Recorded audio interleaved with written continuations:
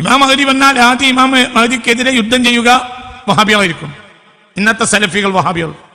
നിങ്ങൾ എഴുതിച്ചോളൂ. ഇമാം മഹ്ദി വന്നാൽ ഇമാം മഹ്ദിക്കെതിരെ നിൽക്കുക ആരായിരിക്കും? ഈ വഹാബികൾ യുദ്ധം ചെയ്യും. സുമൂജയായ കുറച്ച് മൗലവിമാരുണ്ട്, ഒരു എതിരെ ഫത്വയും കൊടുക്കും. സുമൂജ മൗലവിമാരെ എണ്ണഞ്ഞ് കൂടും. അവർ സുന്നിയാണ്, മുജാഹിദുമാണ്, ജമാഅത്തുമാണ്. സുമൂജകള് എല്ലാ പ്രധാനപ്പെട്ട നല്ലൊരിന്ന കസേരകളും ഇനി സുമൂജകൾ കൈയടക്കും. ഒരു സുന്നിയാണ്, ഒരു പിൻവാതിലൂടെ മുജാഹിദും ജമാഅത്തും സൗകര്യം ചെയ്തു കൊടുക്കും. ഇതാണ് സുമൂജകൾ. അപ്പൊ ഈ ഒരു ജനതക്ക് ഇങ്ങനത്തെ മഹാന്മാരെ മനസ്സിലാക്കാൻ കഴിയില്ല. താരീഖ് ഒരു വ്യക്തിയുടെ നിലപാടാ, ഫിഖ് കർമ്മ. താരീഖ് ഒരു വ്യക്തിയുടെ നിലപാടാ. അതാണ് സിറാത്തുൽ ലദീന അൻഅംത അലൈഹിം. അതെങ്ങാനും നാശമായി പോയ ആ കുട്ടി അങ്ങനെ നന്നാകുക എന്ന് മാത്രമല്ല, അദ്ദേഹത്തിന്റെ സ്വന്തം രാജ്യമായ തുർക്കി പോലും അദ്ദേഹത്തിനെതിരായി. കാരണം ഒന്നാം ലോക മഹായുദ്ധം കഴിഞ്ഞ് 1990 വരെ ഒരു 3/4 നൂറ്റാണ്ട് കാലം ഇവിടെ ഭരിച്ചതാരാ? അത്താതുർക്കിന്റെ ആളുകൾ. അവരാരാ? മുസ്ലിമാണോ എന്ന് പറയാൻ പറ്റൂല. ഒരു പെണ്ണ് തലയിൽ തട്ടട്ടാൽ അവർക്ക് സർക്കാർ ആനുകൂല്യം കൊടുക്കൂല. ഇതാണ് അത്താതുർക്ക്. അയാളെങ്ങനെ ഈ സുന്നിയെ പ്രൊമോട്ട് ചെയ്യും? ഇയാൾക്ക് അനുകൂലമായ എല്ലാ ചരിത്രങ്ങളും രേഖകളും തിരുത്തി ആര്? അത്താതുർക്കിന്റെ ആളുകൾ. തുർക്കിയിലെ അത്താതുർക്കുകാരും പിന്നെ മോഡേണിസ്റ്റുകളും ബ്രിട്ടീഷുകാരും ഓറിയന്റലിസ്റ്റുകളെ പറയേണ്ട ഒരു അതിനായിട്ട് അടക്കാണ്. ഇയാൾ അക്രമിയാക്കിയാലേ അവർക്ക് നിലനിൽപ്പുള്ളൂ. ഈ അത്താതുർക്കാണ് ലോകത്ത് അറബി അല്ലാത്ത ഭാഷയിൽ ലോക ചരിത്രത്തിൽ ആദ്യമായി ഹുതുബോധിച്ചത്. ഇയാളാണ് ചരിത്രത്തിൽ ആദ്യമായി ബാങ്ക് തുർക്കി ഭാഷയിലാക്കിയത്. തുർക്കി ഭാഷ ബാങ്ക് കൊടുത്താൽ മതി. ഒക്കെ തുർക്കി ഭാഷ. അറബിയുടെ പ്രാധാന്യം തന്നെ ഇല്ലാതാക്കി. അത് പടർന്നിട്ടുണ്ട്. കേരളത്തിലുണ്ടല്ലോ, മലയാളത്തിൽ ഫാത്തിഹ നിസ്കരിക്കണം വഹാബികളുണ്ട് കേരളത്തിൽ. അവർക്ക് മനസ്സിന് കോൺസെൻട്രേഷൻ കിട്ടണമെങ്കിൽ മലയാളത്തിൽ പറയണത്രേ. അപ്പൊ അത് മുസ്തഫ അത്താതുർക്ക് ഉദ്ഘാടനം ചെയ്താണ്. പടർന്നിട്ടുണ്ട് ലോകത്താകെ ഇന്ന്. ഈ ഒരു അറബി അല്ലാത്ത ഭാഷയിൽ കുത്തുപോടുക ബാങ്ക് കൊടുക്കുക. അതിന്റെ പിതാവാര മുസ്തഫ അത്താതുർക്ക്. ഈ മുസ്തഫ അത്താതുർക്ക് ആളുകളാണ് ബ്രിട്ടീഷുകാരെ കൂടെ ചേർന്ന് പുറത്താക്കിയത്. ആരെ? അബ്ദുൽ ഹമീദ് രണ്ടാമനെ. പിന്നെ അദ്ദേഹത്തിന്റെ മാത്രം എങ്ങനെ ചെയ്തു? സ്വന്തം രാജ്യം അദ്ദേഹത്തെ വിസ്മരിച്ചു.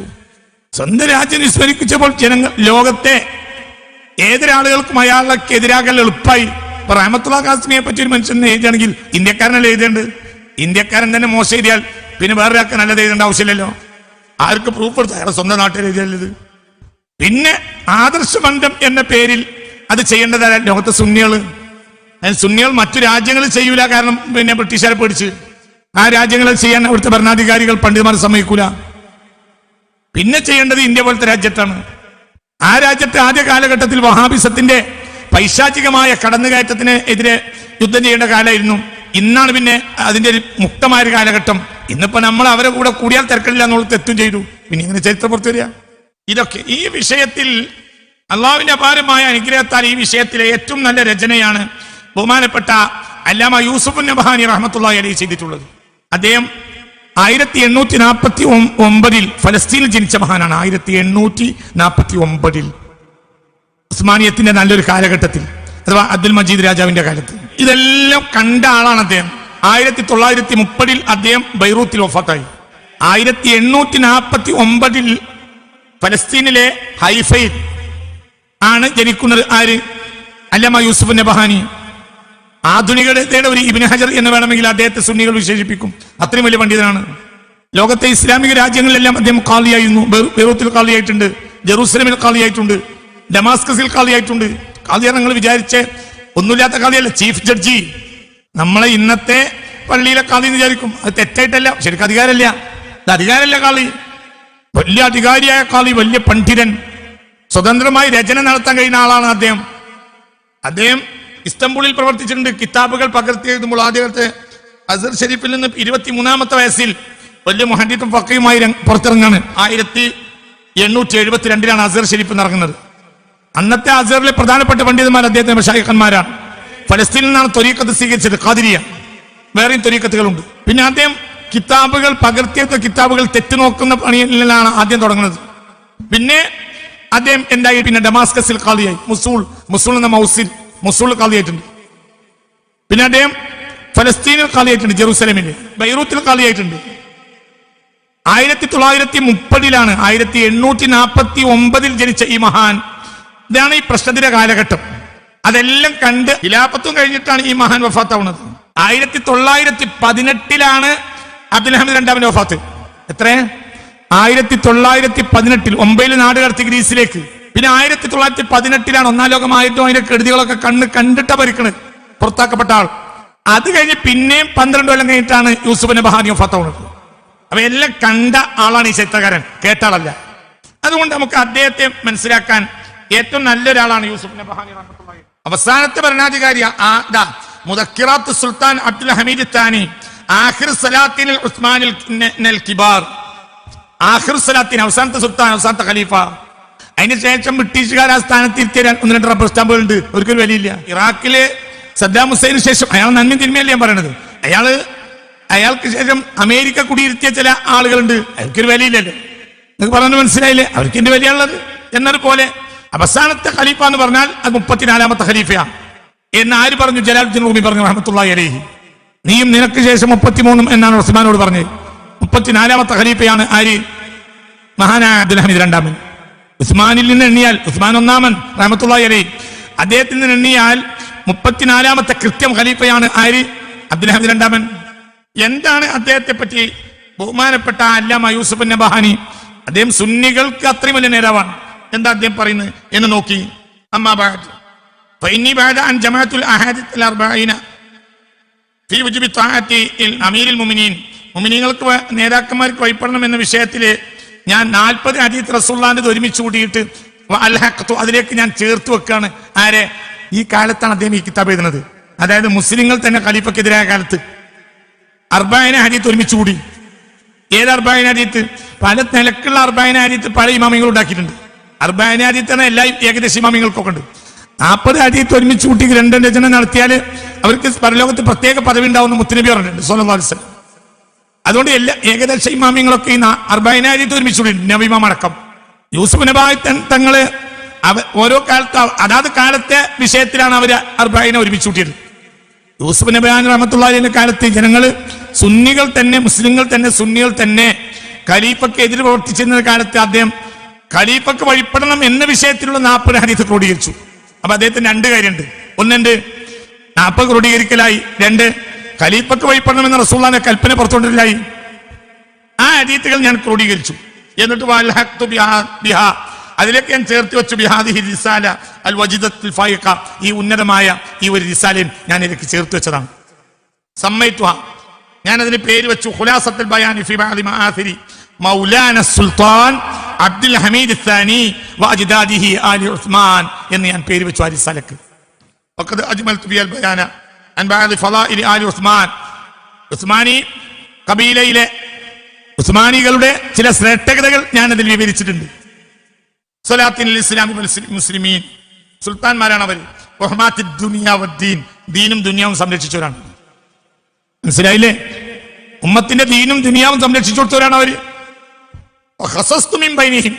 അവരടിയിൽ ഞാൻ പ്രത്യേകമായി എഴുതി വാരിസി മുൽക്കിഹിം വദുറത്തി സിൽക്കിഹിം, അതായത് അവരുടെ അധികാരത്തിന്റെ ഒരു അനന്തരാവകാശി, ആ നൂലിലെ ഒരു മനോഹരമായ രത്നം, ഉസ്മാനിയ നൂലിലെ മനോഹരമായ രത്നം.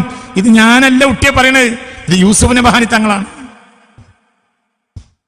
മുജദ്ദിദ് ദൗലത്തിയും, ആ ദൗലത്തിന്റെ ഒരു മുജദ്ദിദ്, വലിയ പരിഷ്കർത്താവ്. മുഹദ്ദിദ് ശൗക്കത്തി അൽ ഖവിയ്യ, അതിന്റെ ശക്തിയെ അതിശക്തമാക്കിയ, അതിന്റെ ഖുവ്വത്ത് കൂട്ടിയ ആള്. ഖലീഫത്തില്ലാഹി ഭൂമിയിലെ അള്ളാന്റെ ഖലീഫ. ഇത് ഞാനല്ല. ഈ മനുഷ്യൻ ക്രൂരനാണ് എന്നാണ് ജമാഅത്തെ ഇസ്ലാമിയ എഴുതിയത്. അതാണ് ദുനിയാവ് പഠിപ്പിക്കുന്നത്. ഖലീഫത്തില്ലാഹി ഫി അർദിഹി, അള്ളാന്റെ ഭൂമിയിൽ അള്ളാന്റെ ഖലീഫയാണ് ഈ മഹാൻ. ഞാൻ അദ്ദേഹത്തെ കുറിച്ച് പ്രത്യേകിച്ച് ഫളായിൽ എഴുതുകയാണ്. അബ്ദുൽ ഹമീദ് രണ്ടാമന്റെ വനായിബ് റസൂലുള്ളാഹി സ്വല്ലല്ലാഹു അലൈഹി വസല്ലം ഫി ഉമ്മത്തിഹി, ഈ ഉമ്മത്തിൽ അള്ളാഹ് റസൂലിന്റെ പകരക്കാരൻ. വനായിബ് റസൂലുള്ളാഹി സ്വല്ലല്ലാഹു അലൈഹി വസല്ലം ഫി ഉമ്മത്തിഹി, അള്ളാഹുവിന്റെ ഹബീബിന്റെ ഉമ്മത്തിൽ അള്ളാഹുവിന്റെ ഹബീബിന്റെ പകരക്കാരൻ. വനായിബ് റസൂലില്ലാഹ്, ആരാണ് ഇയാൾ? സയ്യിദുനാ വ മൗലാന സുൽത്താനുൽ അഅ്ളം അമീറുൽ മുഅ്മിനീൻ السلطان الغازي عبد الحميد ابن السلطان الغازي عبد المجيد ابن السلطان الغازي മഹ്മൂദ് രണ്ടാമന്റെ മകനായ അബ്ദുൽ മജീദ് എന്നവരുടെ മകനായ അബ്ദുൽ ഹമീദ്. സലീം മൂന്നാമനെ മുസ്ലിം ആകണങ്ങൾ കാപ്പറാണെന്ന് പറഞ്ഞ് വഹാബികൾ കത്തയച്ചതിന് ശേഷം പിന്നെ അധികാരം ഏറ്റെടുത്ത മഹാനാണ് ആര്? മഹ്മൂദ് രണ്ടാമൻ. പുനർനിർമ്മാണമൊക്കെ നടത്തി അവർ പൊളിച്ച മക്ബറകളും ഖദീജയുടെ വീടും എല്ലാം തിരിച്ച് പണിതത് ആരാണ്? മഹ്മൂദ് രണ്ടാമനാണ്. അതിനുശേഷം പിന്നെ അധികാരം ഏറ്റെടുത്തത് വലിയ മഹാനായ അബ്ദുൽ മജീദ് എന്നവരാണ്. അവർ മദീന പള്ളി പുനർനിർമ്മിക്കുകയും ഒരുപാട് അറ്റല്ലാത്ത അത്യല്ലാത്ത നന്മ ചെയ്തിട്ടുണ്ട് അബ്ദുൽ മജീദ്. മക്കയും മദീനയും സംരക്ഷിക്കുന്നവരിൽ ഉസ്മാനി ഖലീഫമാരിൽ ഏറെ വേറിട്ട ഒരാളാണ് ആര്? അബ്ദുൽ മജീദ് എന്നവര് റഹ്മത്തുള്ളാഹി അലൈഹി. അള്ളാഹുവരെ ദർജയേറ്റി കൊടുക്കട്ടെ. മനസ്സറിഞ്ഞ് പറഞ്ഞാൽ അള്ളാഹുവരെ ദർജയേറ്റി കൊടുക്കട്ടെ, അള്ളാഹുവരെ ദർജയേറ്റി കൊടുക്കട്ടെ. ഞാനല്ലത് പറയുന്നത്, അല്ലാമ യൂസുഫ് നബിയാനിയാണ്. എനിക്ക് മഹാനായ യൂസുഫ് നബിയാനി നിറഞ്ഞ സുന്നി നേതാവാണ്. സമസ്തക്കും അങ്ങനെ തന്നെയാണ്. അല്ലാമ യൂസുഫ് നബിയാനിയെ ഇന്നത്തെ സമസ്തയുടെ ജനറൽ സെക്രട്ടറി ഉസ്താദ് ആലിക്കുട്ടി മുസ്ലിയാർ നൂറുകണക്കിന് വേദികളിൽ ഉദ്ധരിക്കുന്നത് ഞാൻ കേട്ടിട്ടുണ്ട്. അത്രയും വലിയ ആളാണ് ആര്? അല്ലാമ യൂസുഫ് നബിയാനി. അദ്ദേഹത്തിന്റെ മശായിഖന്മാരിൽ ഒരാൾ കേരളക്കാരനാണെന്ന് ബഹുമാനപ്പെട്ട ഉസ്താദ് ആലിക്കുട്ടി മുസ്ലിയാർ പറയുന്നത് ഞാൻ കേട്ടിട്ടുണ്ട്. അപ്പൊ നമുക്ക് ഇവിടെ വളരെ ബന്ധമുള്ള മഹാനാണ് ഇദ്ദേഹം. അവരാണിത് പറയുന്നത്. ഖലീഫത്തുല്ലാഹി ഫി അർളിഹി, ഭൂമിയിൽ അള്ളാന്റെ ഖലീഫയായിരുന്നു ആര്? അള്ളാന്റെ ഖലീഫയായിരുന്നു ആര്? അബ്ദുൽ ഹമീദ് രണ്ടാമൻ. നായിബ് റസൂലില്ല, അള്ളാന്റെ ഹബീബിന്റെ പകരക്കാരൻ ഫി ഉമ്മത്തി, റസൂലുള്ളാഹിന്റെ ഉമ്മത്തിൽ. ഇത് പറയുന്നത് ആരാ? അല്ലാമ യൂസുഫ് നബഹാനി. അദാമല്ലാഹു ഫഖ്റഹു, അവരെ പ്രൗഢി അള്ളാഹു നിലനിർത്തി കൊടുക്കട്ടെ. അത് ജീവിച്ചിരിപ്പുണ്ട്. ആര്? കണ്ടെഴുതിയ ചരിത്രം കേട്ടെഴുതിയതല്ല. അയാളെ ബാപ്പാന്റെ കാലത്താണ് ഇവർ ജനിക്കുന്നത്. ബാപ്പാന്റെ കാലത്തല്ല, മഹമൂദ് രണ്ടാമൻ വല്യാപ്പാന്റെ കാലത്ത്. പിന്നീട് അബ്ദുൽ ഹമീദ് രണ്ടാമൻ കൂടി മരിച്ചിട്ടാണ് മരിക്കുന്നത് ആര്? യൂസുഫ് നബഹാനി. അപ്പൊ കണ്ടെഴുതിയ ചരിത്രം അത്. അദ്ദേഹത്തിന്റെ ശത്രുക്കളെ അള്ളാഹു ദുർബലരാകട്ടെ. അദ്ദേഹത്തിന്റെ സഹായത്തെ അള്ളാഹു ഇരട്ടിപ്പിച്ചു കൊടുക്കട്ടെ. ഇസ്ലാമിയ, മുസ്ലിം ഉമ്മത്തിന് വേണ്ടി അള്ളാഹു അദ്ദേഹത്തെ നിലനിർത്തി കൊടുക്കട്ടെ. ഹിസ്നഹൽ ഹസീൻ, അദ്ദേഹത്തിന്റെ ഏറ്റവും ശക്തി ദുർഗമായ കോട്ടകളെ അപ്പോൾ പുറത്താക്കുന്നതിന് മുമ്പാണ് എഴുതിയത്. ഒരു ദൗലത്തിൽ അലിയ, ഈ ഉന്നതമായ രാഷ്ട്രത്തിന് ഭരണകൂടത്തിന് അള്ളാഹു തആല ഉസ്മാനിയ ഭരണകൂടം അള്ളാഹു വലിയ മഹത്വം ചെയ്തു. അപ്പൊ അവിടെ രണ്ടാള് അപ്പുറപ്പുറമുണ്ട്. തുടങ്ങിയപ്പോഴായിരുന്നു ആര്? ജലാലുദ്ദീൻ ഉമ്മി. തീരുന്ന കാലത്ത് ആർക്കാണ്? ആര്? യൂസുഫ് നബഹാനി. ഔലിയാക്കന്മാർ അപ്പുറത്തുണ്ട്. ഔലിയാക്കന്മാരിതാണിത്. അപ്പൊ വാപ്പികളെ എതിർപ്പ് ഉറപ്പാണ്, സൂജാമോളെ എതിർപ്പ് ഉറപ്പാണ്.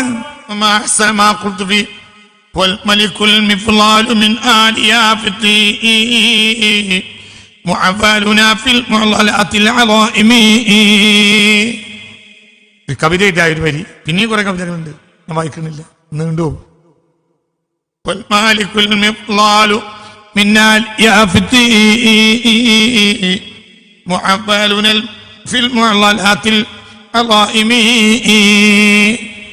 യാഫത്ത് കുടുംബത്തിലെ മക്കളെ കൂട്ടത്തിലെ ഏറ്റവും വലിയ മഹാനാണ് ഇത്. യാഫത്ത് കുടുംബം എന്ന് പറയാൻ കാരണമുണ്ട്. അവരെവിടുന്ന വരുന്നത്? അവര് റഷ്യയിലുള്ളത് യാഫത്ത് കുടുംബമാണല്ലോ. അതാണോ പറഞ്ഞത്?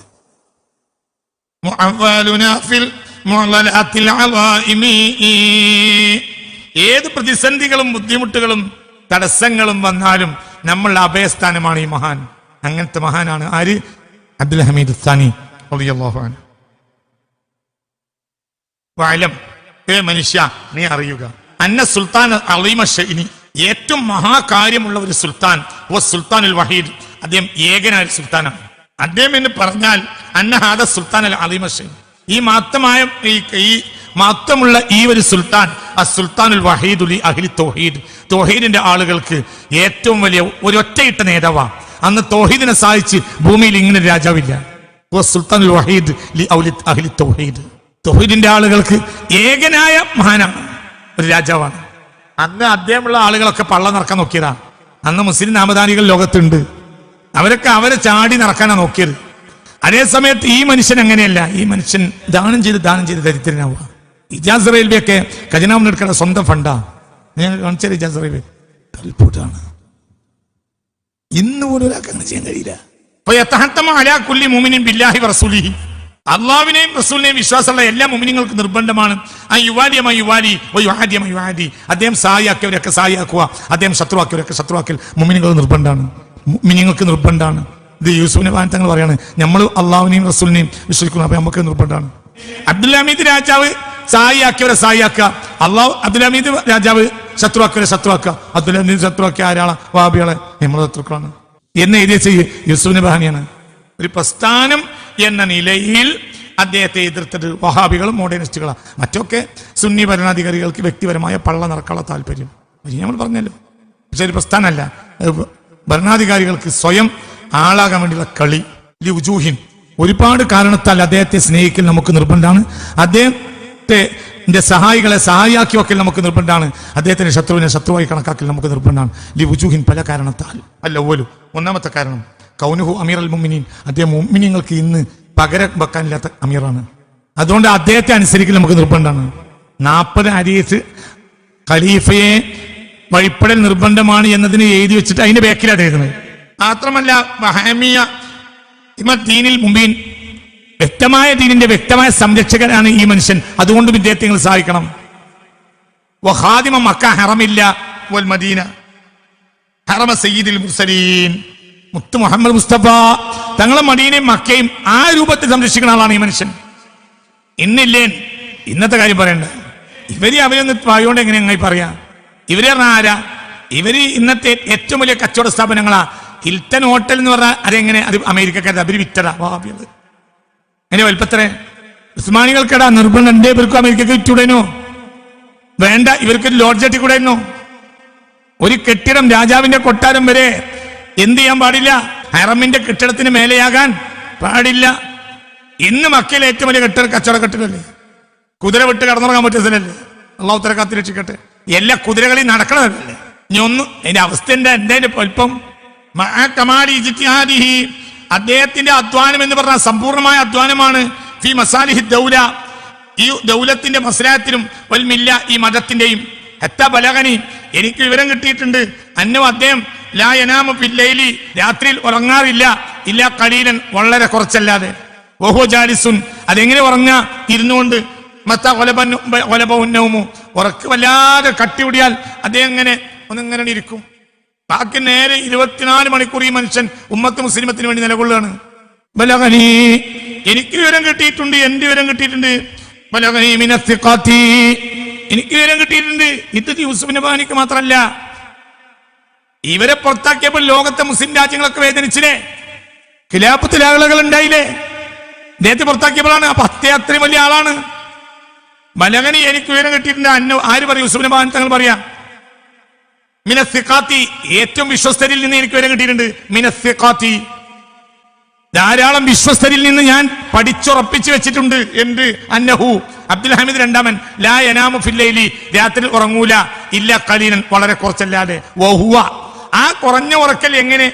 ഓ ജാലിസുൻ, അതേ ഇരിക്കും. മതാ ഗലബഹു നൗമു, എപ്പോഴെങ്കിലും ഉറക്ക് അദ്ദേഹത്തെ വല്ലാതെ ഭരിച്ചാൽ അതുകൊണ്ട് ഇങ്ങനെ ഇരിക്കും. പകലിന്റെ ളുഹ കഴിഞ്ഞിട്ട് അദ്ദേഹം ഒരല്പം കിടക്കുള്ളൂ, രാത്രി ഉറങ്ങൂല. ഇവരൊക്കെ വലിച്ചെറിഞ്ഞിട്ട് കുടിച്ച് പൂസായി കിടക്കണവരെയാണ് മഹാനാക്കണത്. മതാ ഗലബഹു നൗമു, എപ്പോഴെങ്കിലും അദ്ദേഹത്തിന് ഉറക്കൊന്ന് കൂടിയാൽ, ഉറക്ക അദ്ദേഹത്തിന്റെ ശരീരത്തിന് അത്രയും ക്ഷീണം ബാധിച്ചാൽ ജാലിസുൻ, ഒന്നിങ്ങനെ ഇരിക്കും. ഖലീലൻ, ഒരല്പ നേരം കിടക്കൂല. പിന്നെ എപ്പോഴും ഒന്ന് കിടക്കുക. അദ്ദേഹം ഒന്ന് വിരിപ്പിൽ കിടക്കണതിൽ ലൗമി ഉറങ്ങാൻ വേണ്ടി ലഹവത്തന്നഹാരി, ളുഹാന്റെ പകലിൽ നമസ്കാരം കഴിഞ്ഞ ഒരു അല്പന നടക്കും, അത്രേ ഉള്ളൂ. ഈ മഹാനെയാണ് ഒഴിവാക്കണത്. ആർക്ക് വേണ്ടി? ഇന്നത്തെ പുടിച്ച് പൂസായി തുണിയില്ലാതെ ഉടുപടല്ലാതെ കടപ്പുറത്ത് കൂടെ നീന്തുന്നവരെ പറ്റി. എന്തിനു വേണ്ടിയാണ് ഈ മനുഷ്യൻ ഉറങ്ങാതിരിക്കുന്നത്? എന്തിനു വേണ്ടിയാണ്? ഫിൽ മസാലിഹി ദൗല, ഈ രാഷ്ട്രത്തിന്റെ നന്മക്ക് വേണ്ടി. വലിൽ മില്ലയു, ഈ മതത്തിന്റെയും. എന്നിട്ട് ലുഹാനസ്കരിച്ച് ഒരല്പം കടന്നെണീക്കും. ബിൽ ഖലീൽ, കുറഞ്ഞ കിടത്തം കടന്നെണീക്കും. കുല്ലു ദാലിക വഹുവ മുസ്തഗ്രിഖുൻ ഔഖാതഹു, അദ്ദേഹത്തിന്റെ സമയത്തെ അദ്ദേഹം ചെലവഴിക്കും. ഫിൽ മസാലിഹിൽ ഉമ്മത്തിൽ മുഹമ്മദിയ. ഇങ്ങനത്തെ ഒരു മനുഷ്യനെ, ഈ മനുഷ്യനെ പഠിക്കണ്ടേ എന്ന് ബലഗനി മിന സിഖാത്തി, വിശ്വസ്തരായ ധാരാളം ആളുകളിലൂടെ ഞാൻ പഠിച്ചുറപ്പിച്ചു വെച്ച പേര് അങ്ങോട്ട് പറയണത്. ആരാത് പറഞ്ഞത്? അല്ലമ യൂസുഫ് നബാനി. എന്റെ സർവത്ത് സൗലത്ത് തേടിയത്. ഇയാൾ ക്രൂരനാണ്, ഇയാൾ സ്വേച്ഛാധിപതിയാണ്. എന്റെ സ്വേച്ഛാധിപതി എന്ന് പറയാൻ കാരണം ഇവന്റെ നമ്പുരാക്കന്മാരായ യുവതുർക്കികൾക്കോ അവർക്ക് പൈസ കൊടുക്കുന്ന ബ്രിട്ടനോ ഭയപ്പെടൂല. ഫിൽ മസാലിഹിൽ ഉമ്മത്തിൽ മുഹമ്മദിയ, അത് മുസ്തഫ നബിയുടെ പേരെ കുട്ടിയാണ്. മുസ്തഫ നബിയുടെ ആ വാരിസാണ്, അനന്തരാവകാശിയാണ്. നായിബ് റസൂലില്ല, അള്ളാഹുവിന്റെ ഹബീബിന്റെ നായിബാണ്. അദ്ദേഹത്തിന്റെ കാലത്ത് വെളിവായി ളുഹൂറൻ ബയ്യിനൻ, വ്യക്തമായി വെളിവാകൽ. മിസ്താഖു ഖൗലി റസൂലില്ല, അള്ളാഹുവിന്റെ റസൂലിന്റെ ഒരു സാക്ഷിപത്രം. എന്ത്? യൂശിക്കുൽ ഉമമു അൻ തദാ അലൈക്കും കമാ തദാ അൽ അകലത്തു ഇലാ ഖസിയാതിഹാ. ഒരു സുപ്രഭയിലെ വെച്ച ഭക്ഷണത്തിലേക്ക് എതിരെ അതിന്റെ പരിസരത്തുള്ള ആളുകൾ കൈനീട്ടി വലിച്ചു വാരി തിന്നു തീർക്കും പോലെ നിങ്ങളെ തിന്നു തീർക്കാൻ ലോകം മുഴുവനും വളയുന്ന ഒരു കാലുണ്ട് എന്ന് റസൂലുള്ള പറഞ്ഞത് വെളിവായി അദ്ദേഹത്തിന്റെ കാലത്ത്. ധാരാ പറയണ്? ലോകം കണ്ട മുഹദ്ദിസ്. ആ മഹാന്റെ ലോകം കണ്ട ആ സമാനിലെ ലോകം കണ്ട മുഹദ്ദിസാണ് ആര്? യൂസുഫ് നബാനിയുടെ തെളിവറിയാണ്. അസറിൽ പഠിച്ചിട്ട് പിന്നെ പോയി എവിടേക്ക്? ഡമാസ്കസിലേക്ക് ഹരി തൊടിക്കാൻ വേണ്ടി. 23-ാമത്തെ വയസ്സിൽ വലിയ ആലിമായി ഇറങ്ങിയിട്ട് പിന്നെ ഡമസ്കസിലെ അക്കാലത്തെ ലോകം കണ്ട ഒരു ആലിം ഉണ്ടായിരുന്നു ഡമസ്കസിൽ. അവിടെ പോയി അവരിൽ നിജാത്ത് വാങ്ങി. പിന്നെ ബെയ്റൂത്ത് പോയി, ബെയ്റൂത്തിലെ ആലിമീങ്ങളിൽ നിന്ന് ഹദീസിൽ നിജാത്ത് വാങ്ങി. അക്കാലത്തെ ലോകം കണ്ട മുഹദ്ദിസാണ് ഈ പറയുന്നത്. യൂസിക്കുൽ ഉമമു അൻ തദാ അലൈക്കും കമാ തദാ അൽ അഖലത്തു ഇലാ ഖസ്അതിഹാ എന്ന് പറയുന്ന ഈ ഹദീസിന്റെ സാക്ഷി വെളിവായി, അതിന്റെ സത്യം വെളിവായി. അതാ റസൂലുള്ളാഹി പറഞ്ഞത് സത്യാണ് എന്ന് വെളിവായി. ഏത് കാലത്ത്? ഈ അബ്ദുൽ ഹമീദ് രണ്ടാമൻ ഭരിക്കുന്ന കാലത്ത്. എല്ലാവരും പറയാ ഇത്, എല്ലാ ദീനിന്റെ ശത്രുക്കളും ആ നേരത്തെ ഉള്ളെന്നും വരും കളിച്ചു. വഹാബികൾ ഇവർക്കെന്റെ ദീനാണ്. അബൂ ദാവൂദ ഫീ സുനനിഹി ഫീ കിതാബിൽ മലാഹിമി വൽദാലിക നറാഹു. അതുകൊണ്ട് നാം അദ്ദേഹത്തെ കാണുന്നു. അയ്യദഹുല്ലാഹ്, അല്ലാഹു അദ്ദേഹത്തെ ശക്തിപ്പെടുത്തട്ടെ. മുതയഖിലൻ, ഉണർന്നിരിക്കുന്നവനായിട്ട്. ഈ ശത്രുക്കൾ 4 ഭാഗത്തുനിന്നും വളർന്നത് കൊണ്ടാണ് അദ്ദേഹം എന്ത് ചെയ്തത്? ഉണർന്നിരുന്നത് അള്ളാഹുവിന്റെ ഹബീബിന്റെ ഉമ്മത്തിന് വേണ്ടി. ഗായത്തെ തയഖുലി, പരമാവധി ഉണരൽ. മുതയഖിലൻ ഗായത്തെ തയഖുലി, അദ്ദേഹം പരമാവധി ഉണർന്നിരുന്നു. അദ്ദേഹം ചെലവഴിക്കുകയും ചെയ്തു. അദ്ദേഹത്തിന്റെ അധ്വാനത്തിന്റെ പരമാവധിയും മുസ്ലിമീങ്ങളെ സംരക്ഷിക്കാൻ. അപ്പോൾ എല്ലാ മുസ്ലിമിനും നിർബന്ധമാണ് അദ്ദേഹത്തിന് സദുപദേശം, അദ്ദേഹത്തിന് വേണ്ടി ദ്വാരക്കുക. സാന്നിധ്യത്തിലും അസാന്നിധ്യത്തിലും അദ്ദേഹത്തിന് ദ്വാരക്കണം. സംഭവം അബ്ദുൽ ഹമീദ് രണ്ടാമൻ. ഈ അബ്ദുൽ ഹമീദ് രണ്ടാമനെയാണ് ഇന്ന് ക്രൂരനാണെന്ന് നമ്മൾ കുട്ടികൾ പഠിക്കുന്നത്. സുന്നി സ്ഥാപനങ്ങൾ വരെ അദ്ദേഹത്തിന് ഹിദ്മത്ത് ചെയ്യൽ നിർബന്ധമാണ്. അദ്ദേഹത്തിന്റെ രാഷ്ട്രത്തിനും സത്യസന്ധമായി അദ്ദേഹത്തിന് വേണ്ടി, അദ്ദേഹത്തിന്റെ രാഷ്ട്രത്തിന് വേണ്ടി അധ്വാനിക്കണം. അബ്ദുൽ ഹമീദ് രണ്ടാമന് വേണ്ടി ദുആ ചെയ്യണം. ആരുമില്ലാതെ ഒറ്റക്ക് ദുആ ഇറക്കണം. അദ്ദേഹത്തെ ശക്തിപ്പെടുത്താനും അള്ളാഹു സഹായിക്കാനും. പിന്നീട് ഞാൻ അടുത്ത ദിവസങ്ങളിൽ സൗകര്യമുള്ള ഏരി വായിക്കാം. ഇതിവിടെ അവസാനിപ്പിക്കാൻ ഒരുപാട് വിഷയം ഇനി പറയേണ്ടത്.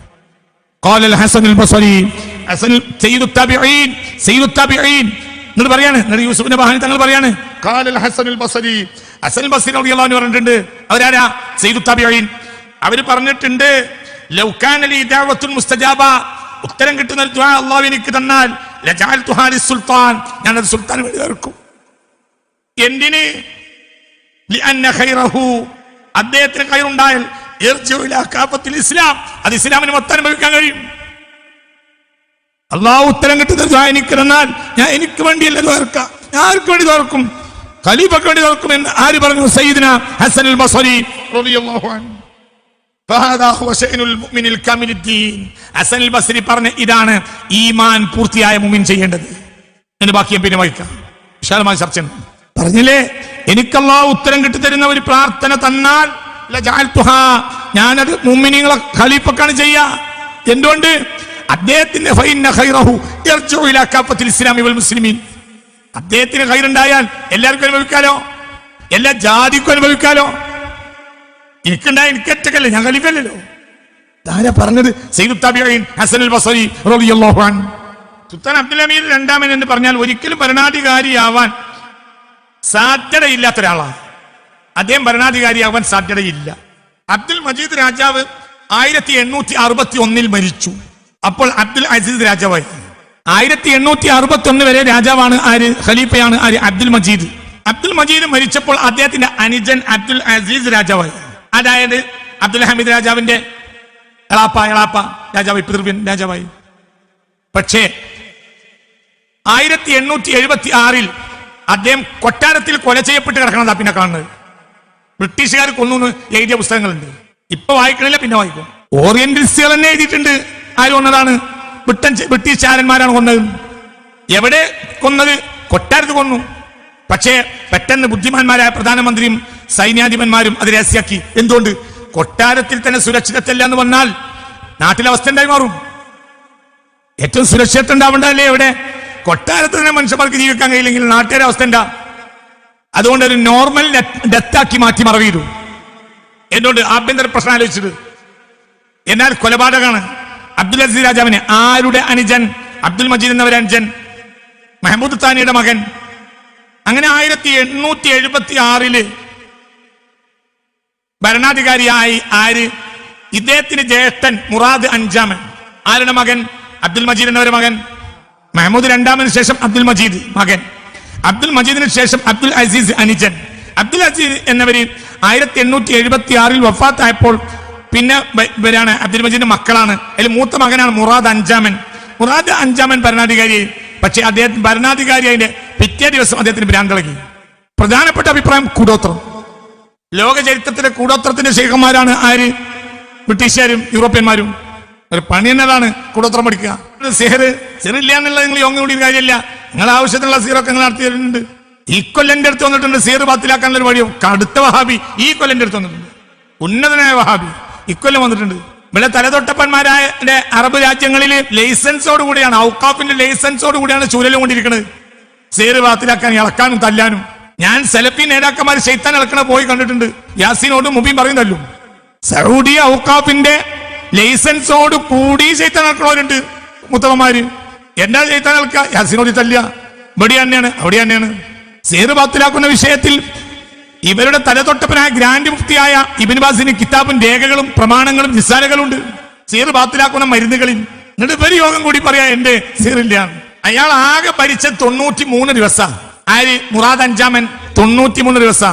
അപ്പോഴത്തിന് ഉത്തരവാദിത്തപ്പെട്ടവർ കൂടി പ്രധാനമന്ത്രിയും സൈന്യാധിപൻ എല്ലാവരും കൂടിയിട്ട് വേഗം മാറ്റണം. കാരണം ആൾ ഭരണാധികാരി ഭ്രാന്താന്ന് പറഞ്ഞ വിഷയം എന്താ? അദ്ദേഹത്തെ കൊണ്ട് മാറ്റി ആ സ്ഥാനത്തേക്ക് ഒരിക്കലും ഭരണാധികാരിയാവുമെന്ന് പ്രതീക്ഷയില്ല. ആര്? അബ്ദുൽ ഹമീദ് രണ്ടാമന്. അബ്ദുൽ ഹമീദ് രണ്ടാമനെ ഇവരെല്ലാം ഉപയോഗപ്പെടുത്തും. അദ്ദേഹം നല്ലോണം ഇംഗ്ലീഷ് അറിയും, ഫ്രഞ്ച് അറിയും, സ്പാനിഷ് അറിയും, ലോകത്തെ അനവധി ഭാഷകൾ അറിയും. ആർക്ക്? അബ്ദുൽ ഹമീദ് രണ്ടാമന്. യൂറോപ്പിൽ പഠിച്ചാണ്. എന്നാൽ യൂറോപ്പിലെ പല രാജ്യങ്ങൾ ഇവരുടെ കയ്യിലുമാണ്.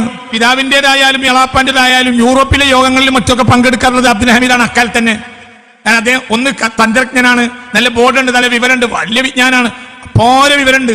അങ്ങനെ 1876 മെയ് 30 അബ്ദുൽ ഹമീദ് രണ്ടാമൻ ഭരണാധികാരിയായി. 1876 മെയ് 30 1909 പുറത്താക്കുന്നത് വരെയും അദ്ദേഹം ഭരണാധികാരിയായി. അപ്പൊ പ്രതീക്ഷയില്ലാത്തവര് ആളാണ് അങ്ങനെ ഭരണാധികാരിയായി. എന്ത് 34ാമത്തെ ആള്? ബഹുമാനപ്പെട്ട ജലാലുദ്ദീൻ റൂമി റഹ്മത്തുള്ളാഹി അലൈഹി പറഞ്ഞതുപോലെ 34ാമത്തെ ഭരണാധികാരിയായിട്ട് 1876 മെയ് 30 ഭരണാധികാരിയായി ആര്? ബഹുമാനപ്പെട്ട അബ്ദുൽ ഹമീദ് രണ്ടാമൻ. 1842 അവർ ജനിച്ചത്. 1876 ഭരണാധികാരിയാവുന്നത്. അപ്പൊ അദ്ദേഹത്തിന്റെ ഏകദേശം 34ാമത്തെ വയസ്സിൽ, 42 ജനിക്കുന്നു, 76 ഭരണാധികാരിയായി, 32ാമത്തെ വയസ്സിൽ ഭരണാധികാരിയായി. അപ്പോൾ അദ്ദേഹം ഭരണാധികാരിയായി. അദ്ദേഹം 42 സെപ്റ്റംബർ 21 സുൽത്താൻ അബ്ദുൽ മജീദിന്റെയും തിരുമുദ് ഖാദിൻ എന്ന മഹദിയുടെയും മോനായിട്ടാണ് ജനിച്ചത്. 10ാമത്തെ വയസ്സിൽ ഉമ്മ മരിച്ചിട്ടുണ്ട്. ഉമ്മ മരിച്ചിട്ട് ബാപ്പ കല്യാണം കഴിച്ചൊരു മഹദി ഉണ്ട്. അവരുടെ പേര് പ്രസ്തുൻ ഖാദിൻ എന്നാണ്. ഈ മഹദിക്ക് കുട്ടികളില്ല. അതുകൊണ്ട് മുഹമ്മദുൽ ഫാത്തിഹിനെ മാരാ ബ്രാങ്കോവിച്ച് പോറ്റിയതുപോലെയാണ് ആരെ പോറ്റിയത്. 10ാമത്തെ വയസ്സിൽ ഇവരെ കയ്യിലാണ്. കുട്ടികളില്ല. കുട്ടിയെ മോനാക്കി വളർത്തുക. അബ്ദുൽ ഹമീദ് രണ്ടാമൻ ഭരണാധികാരിയായതോടുകൂടെ വലീദെ സുൽത്താൻ എന്ന സ്ഥാനത്തോടുകൂടെ ഈ മഹദിയെ കൊട്ടാരത്തിൽ ആദരിച്ചു. സുൽത്താന്റെ അമ്മ വലീദെ സുൽത്താൻ എന്ന സ്ഥാനം.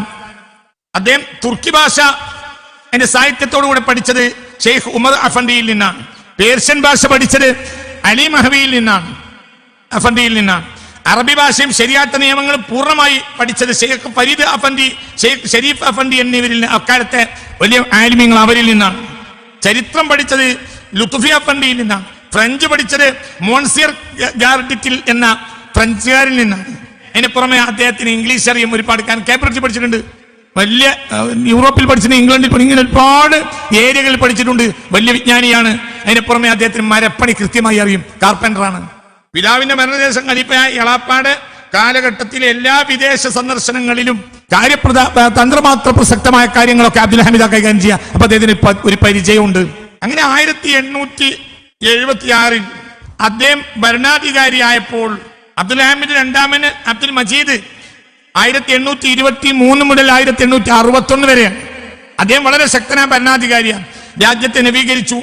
അദ്ദേഹം ഖലീഫയായിരിക്കവേ 1853 യൂറോപ്പിൽ നേരിട്ട് യുദ്ധം ചെയ്തിട്ടുണ്ട്. ക്രീമിയയിൽ, യൂറോപ്പിലെ അയർലൻഡിൽ കടുത്ത വരൾച്ചയുണ്ടായപ്പോൾ 10,000 പൗണ്ടും ഭക്ഷ്യവസ്തുക്കൾ നേരിട്ട് എത്തിച്ചു കൊടുത്തിട്ടുണ്ട്. ഇങ്ങനെ യൂറോപ്പും അന്ന് ലോകം അറിയപ്പെട്ട മഹാനാണ് അദ്ദേഹം. പക്ഷേ 38ാമത്തെ വയസ്സിൽ അദ്ദേഹം അർബുദ രോഗം ബാധിച്ച്, ശ്വാസകോശ അർബുദ രോഗം ബാധിച്ച് മരിച്ചു. അബ്ദുൽ മജീദ് അവരുടെ മകനാണ്. അബ്ദുൽ അസീസ് എന്നവരുടെ കാലഘട്ടത്തിൽ വളരെ വലിയ പ്രശ്നങ്ങൾ ഉണ്ടായിട്ടുണ്ട്. അദ്ദേഹത്തിന്റെ ഭരണകാലത്തിൽ മോണ്ടിനേഗോ, സെർബിയ, ഗ്രീസ് എന്നിവിടങ്ങളിൽ വലിയ കലാപം ഉണ്ടായിട്ടുണ്ട്. അതായത് അബ്ദുൽ മജീദിന്റെ അനുജനായ അബ്ദുൽ അസീസ് എന്നവരുടെ ഭരണകാലത്ത് വലിയ കടുത്ത സാമ്പത്തിക പ്രതിസന്ധി വളരെ വലിയ ബുദ്ധിമുട്ടിൽ ഉണ്ടായിട്ടുണ്ട്. അങ്ങനെയാണ് 1876 കോൺസ്റ്റാന്റിനോപ്പിളിലെ കൊട്ടാരത്തിൽ കൊല്ലപ്പെട്ട നിലയിൽ അദ്ദേഹത്തെ കണ്ടെത്തിയത്. ബ്രിട്ടീഷ് ചരിത്രകാരനായ നെപ്പിക് ബാസിൽ പറയുന്ന അഭിപ്രായ പ്രകാരം ബ്രിട്ടീഷ് ചാരന്മാർ തന്നെ കൊലപ്പെടുത്തിയെന്നാണ്. വേറെ അഭിപ്രായപ്പെട്ടവരുണ്ട്, ഞാൻ പിന്നീട് ആവശ്യമെന്ന വായിക്കാം. അങ്ങനെ അബ്ദുൽ ഹമീദ് രണ്ടാമൻ ഭരണാധികാരി, മുറാദ് അഞ്ചാമന് ശേഷം 1876 മെയ് 30 ഇവിടെയാണ് ഇനി ചില പ്രശ്നങ്ങൾ ഉണ്ടാവുന്നത്. എന്ത്? ഇദ്ദേഹം ഭരണാധികാരിയാവുന്നതോട് കൂടെ തന്നെ യൂറോപ്പ് ഒന്നായിട്ട് യുദ്ധത്തിന് വന്നു. എന്തുകൊണ്ട്? അബ്ദുൽ അസീസിനെ ഇവർ കൊന്നു, മുറാദ് അഞ്ചാമനെ ബ്രാൻഡാക്കി. സ്വാഭാവികമായി ഇനി ശക്തനായ ഭരണാധികാരി അവർ പ്രതീക്ഷിക്കണില്ല. ഇനി ഇതെങ്ങനെ ചീന്തി ഒഴിവാക്കാന്ന് വിചാരിച്ചു. പക്ഷെ അപ്പോഴാണ് ശക്തനായ ഒരാളാണ് കയറിയുന്നത്. അപ്പോൾ അദ്ദേഹത്തെ ഇങ്ങോട്ട് വളഞ്ഞു. ഏറ്റവും പ്രതിസന്ധിയുടെ കാലാണ് 1876 കഴിഞ്ഞ ഉടനെ റഷ്യക്കാരൊരു ഭാഗത്ത്, യൂറോപ്പിൽ ഒരു ഭാഗത്ത് ഇങ്ങോട്ട് വളഞ്ഞു അദ്ദേഹത്തെ. യൂറോപ്പ് മുഴുവനും ഖിലാഫത്തിനെതിരായ കാലഘട്ടം. അന്ന് അവർ ഖിലാഫത്തിന് ഒരു പേരിട്ടു, സിക്മാൻ ഓഫ് യൂറോപ്പ്, യൂറോപ്പിന്റെ രോഗി. അതായത് തീരാൻ പോണ ആൾക്കാണ് സിക്മാൻ എന്ന് പറയുന്നത്. മനസ്സിലായാലും പറഞ്ഞു, സിക്ക് എന്ന് പറഞ്ഞ രോഗം, സിക്മാൻ ഓഫ് യൂറോപ്പ്, യൂറോപ്പിന്റെ സിക്ക്. സഖ്മ് എന്ന വാക്ക് അറബി വാക്കാ, അതിൽ നിന്നാണ് ഈ ഇംഗ്ലീഷ് വാക്ക് ഉണ്ടായത്. സിക്മാൻ ഓഫ് യൂറോപ്പ്, യൂറോപ്പിന്റെ രോഗി എന്ന് പേരിട്ടു. ആർക്ക്? ഉസ്മാനിയ ഖിലാഫത്തിന്. കാരണം തീരാനായിട്ടുണ്ട് എന്ന്. ആ സമയത്താണ് കരുത്ത ഒരാളുകളുടെ അധികാരത്തിൽ വരുന്നത്. അദ്ദേഹം അധികാരത്തിൽ വന്ന ഉടനെ തന്നെ ബൾഗേറിയയിലും സെർബിയയിലും മോണ്ടിനെഗോയിലും ജനങ്ങൾ ഖിലാഫത്തിനെതിരെ വിപ്ലവം നടത്തി. റഷ്യയിലെ സർ ചക്രവർത്തിമാരായിരുന്നു ഇതിന്റെ പിന്നിൽ. കാരണം ഇത് തകർന്നാൽ ഏറ്റവും ലാഭം ഒന്ന് ബ്രിട്ടീഷുകാർക്കൊന്ന് റഷ്യക്കാണ്. അവിടെ ആഭ്യന്തര വഴക്കുകൾ അഴിച്ചുവിട്ടു, വലിയ പ്രശ്നങ്ങൾ ഉണ്ടാക്കി. അതിൽ ചില നഷ്ടങ്ങളൊക്കെ ഉണ്ടായി എങ്കിൽ പോലും ആ പ്രശ്നങ്ങളെ എല്ലാം അടിച്ചമർത്തി. 1876 മുതൽ 1878 വരെ ബാൽക്കൻ മേഖലയിൽ, കിഴക്കൻ യൂറോപ്പ് പൂർണ്ണമായി അവരുടെ കയ്യിലാണ്. വന്ന യുദ്ധങ്ങളൊന്ന് പറയാം. ഒന്ന് റഷ്യ യുദ്ധം ചെയ്തു, 2 ഫിൻലൻഡ് യുദ്ധം ചെയ്തു. ഫിൻലൻഡ് ഒന്നും ഒരു വയ്യാത്ത രാജ്യം, എന്നാലും യുദ്ധം ചെയ്യാൻ എന്തുകൊണ്ട് കിട്ടുന്നതായിക്കോട്ടെ. ഫിൻലൻഡ് എന്ന് പറഞ്ഞാൽ ജർമ്മനിയുടെ അങ്ങേ ഭാഗത്തൊരു ധ്രുവം പ്രദേശമാണ്. മഞ്ഞ് മൂടി കിടക്കുന്ന 6 മാസം സൂര്യനെ കാണാത്ത നാടാണ് ഫിൻലൻഡ്. സോനാബാത്ത് എന്ന് പറഞ്ഞ ലോക ചരിത്രത്തിൽ ആദ്യമായി തുടങ്ങുന്ന ഫിൻലൻഡിൽ നിന്നാണ്. ഒരു റൂമിൽ പച്ചിലകൾ ഇട്ട് കത്തിച്ചിട്ട് എന്ത് ചെയ്യാന്നറിയോ? ആളെ ഒരു സ്ഥലത്ത് അങ്ങോട്ട് ഇറക്കി നിർത്തി ഇത് എന്ത് ചെയ്യുക? വിയർപ്പിക്കുക. അങ്ങനത്തെ ഒരു സംവിധാനം ഇപ്പൊ നമ്മളെ നാട്ടിലുണ്ട്. ഇത് ഫിൻലൻഡിനാണ് തുടങ്ങുന്നത്. എന്തുകൊണ്ട്? ധ്രുവപ്രദേശമാണ്.